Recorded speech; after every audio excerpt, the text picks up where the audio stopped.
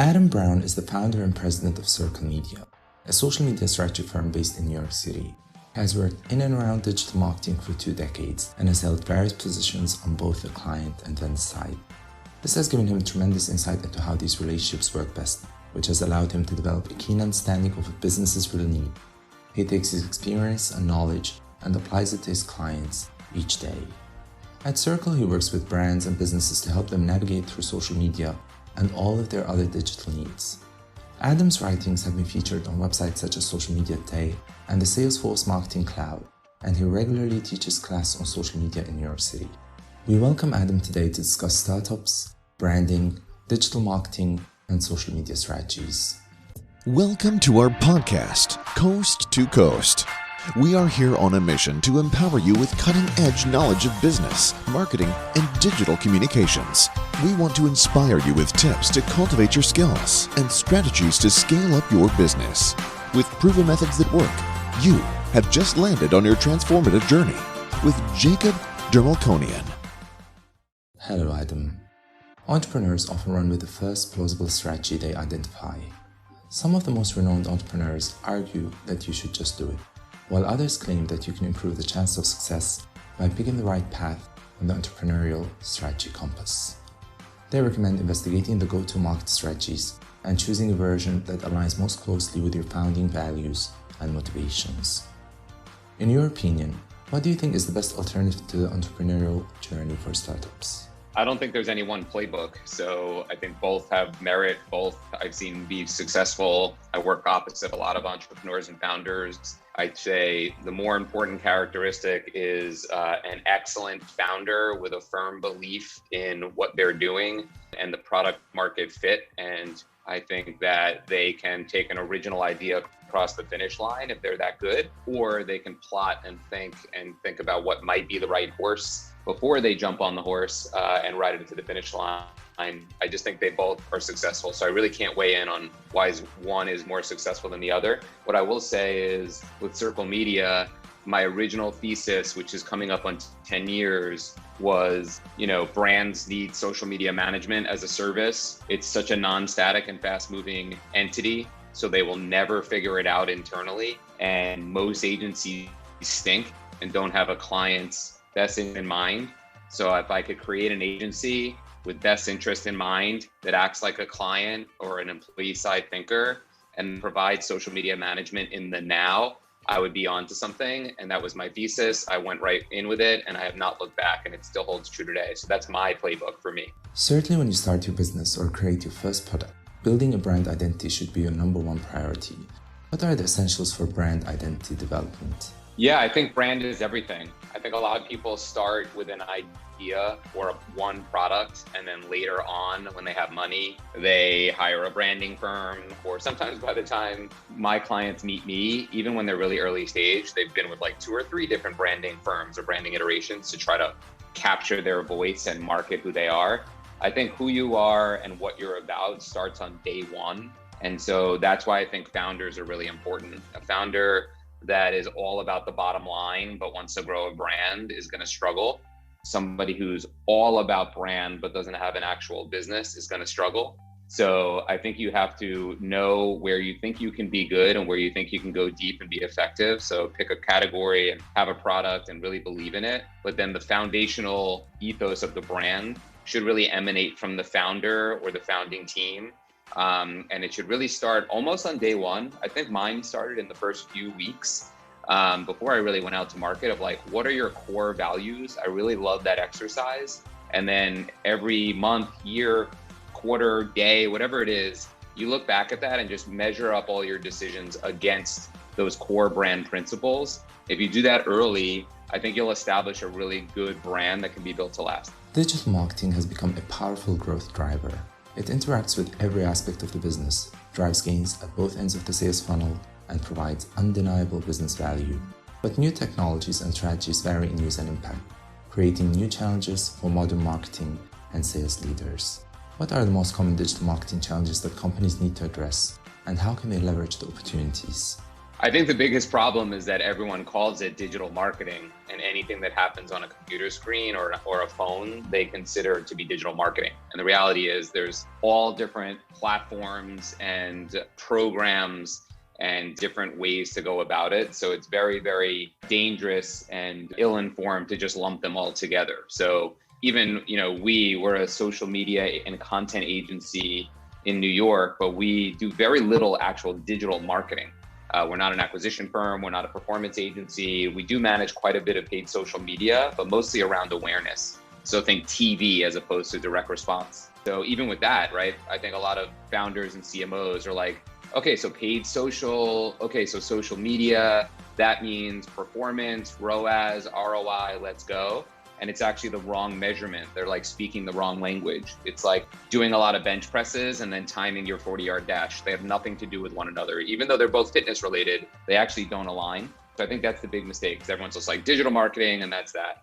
I think brands really need to think about what they want to have happen and reverse engineer from that, and then figure out what are the platforms today that give me the best chance to accomplish that goal. So for example, if awareness is your goal today, and you don't have a lot of dollars to spend, so it's like an if-then formula. If that's the case, then you need to be on LinkedIn and TikTok.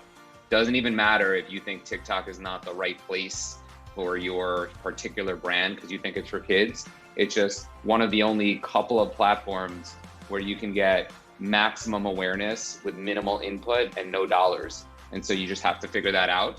And so I think most people that are responsible for marketing decisions don't really understand the ecosystem, and they're headline readers. So they might read that TikTok's not right for them, or they might think LinkedIn is not right because they're a B2C play and not a B2B play. And they make decisions based on that without facts. And so then they really compromise their results. And so I think that's the biggest challenge, is people just getting in their own way, because there's a lot of great platforms out there and a lot of great ways to reach people if you understand the right ones to be on and then you tactically execute. And I just think most people just don't even deal themselves into the hand. Some of the major opportunities in social media orbit around ephemeral content, which keeps gaining popularity, enhanced performance of niche social platforms, social commerce, influencer marketing, social customer service, and more. What are your thoughts on the future of social media? And what are the best strategies to follow in delivering content?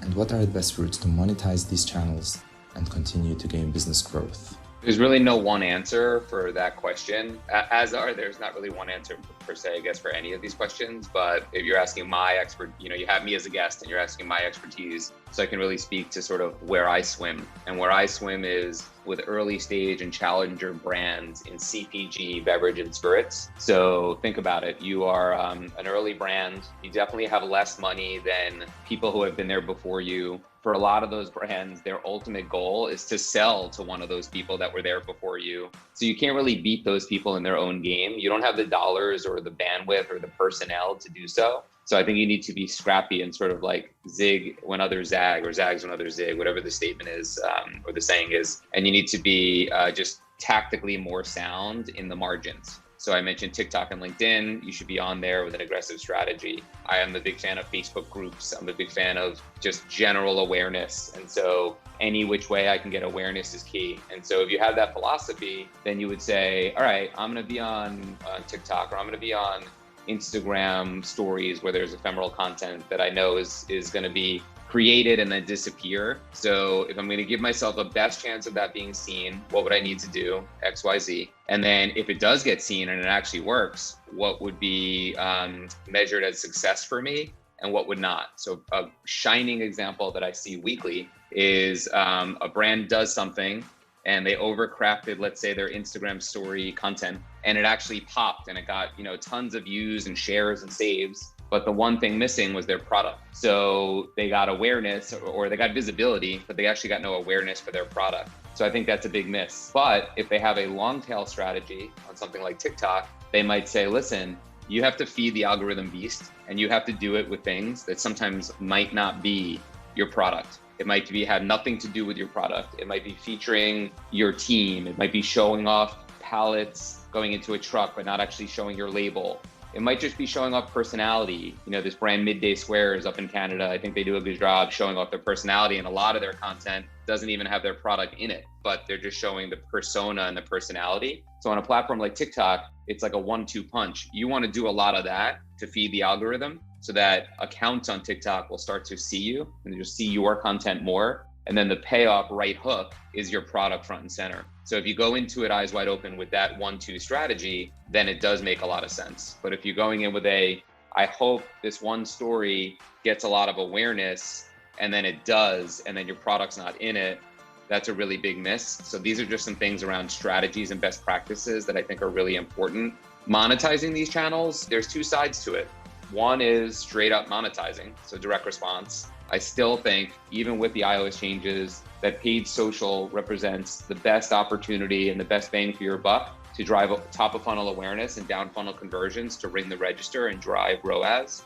So I think brands should do that. But I also think a lot of it is around awareness. And like I said, TV, billboard, print ad mentality more than direct response. And so monetizing that is just a religious fundamental belief that in the long tail, it pays off. And I can tell you from my side, it does, but you need founders and CMOs that believe it and continue to feed that beast, knowing that that will have a halo effect and raise the tide wherever your channels are, be it Amazon, e-commerce direct, alternative e-commerce platforms, or in your retail stores. So I think these are the foundational things you need to be thinking before you go into implementing strategies like influencer marketing or how we're going to use niche social media platforms. The goal is awareness. The strategies are the different types of platform selection, and then the tactics are the small ball things you do on each one of those platforms. And I think brands should revisit that every quarter. That's what we do at our agency for our clients. The emergence of more regulatory controls and legal scrutiny with technology adoption is at an all-time high. Can you share with us your views on the compliance issues? I think people are less private than you think. I think we oftentimes really enjoy some of the benefits of retargeting and content being served up for us. And I'm obviously biased. I work in the space, but when I get served up Instagram ads for relevant sports apparel outside of Lululemon that I might want to experiment and try, I like that it's curated and served up to me by Instagram. And I like that the algorithm can be gamed very quickly if I'm in the market for dress shoes because I have to go to a wedding. I like that I don't just have to go to like Bloomingdale's or a department store. I like that I'll just see some brands and think that's actually how I bought shoes for the last wedding I went to. But before now, I'm a little bit older. I care much less about things than I did probably when I was 22. So having cooler, newer, fashion-forward shoe brands served up to me through retargeting or through, advertising tactics, I thought was a benefit for me. Of course, there's an argument of the downside of a lot of these things. And so, I think should there be regulations on some of these companies? Yes. Should they be, too big to fail? No, I think like some of these businesses, and I won't name the names, are probably in too many things and have a lot of control that can be harnessed for negative. We just need to be careful about, doing so many aggressive tactics against them that maybe ruin, their core benefit to society. So wave my magic wand, we get the upside without the downside. How to get there is not so easy. I'm not a politician or a strategist on that front, so I can't really recommend it. But I think from a business perspective, just to give some valuable context to whoever I think might be listening to this, it is what it is. It's the table stakes of the games that you're in. So if you're marketing in any capacity, you just have to be aware of the limitations. And if the limitations get so restrictive that it really compromises your results, like for example, the iOS change with Apple and Facebook, then you have to be ready to pivot and try new ad platforms that are cheaper, like Snap or TikTok, or maybe even going back to Twitter, or just trying different areas that you can fish for fish if the fish are not running quite as well because somebody like locked off the dam and isn't allowing the fish at the moment. So my point is always be experimenting a little bit so that you're not sideswiped and in shock and unable to do anything when a major compliance or regulatory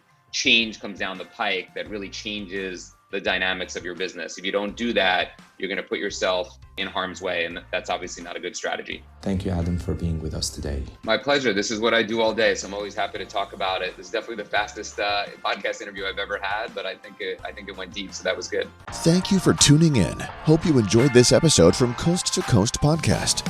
For more resources and access to episodes which will help you find real marketing success, visit www.jacobinternationalgroup.com. Be sure to rate, review, and subscribe to the show, and stay connected on all our social media accounts.